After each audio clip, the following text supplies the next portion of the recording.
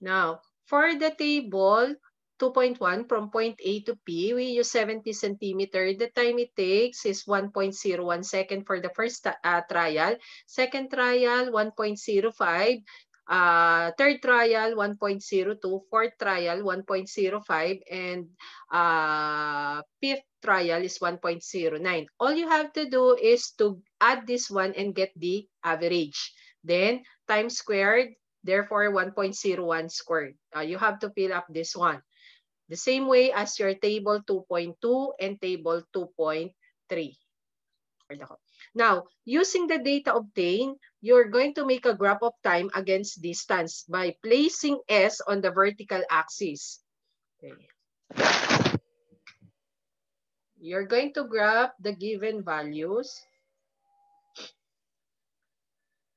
Okay, where your S is on the vertical axis, therefore your S would be on the y-axis, and your T is on the x-axis, which is the horizontal. Thus, the shape of the graph suggests any relationship between the distance and time.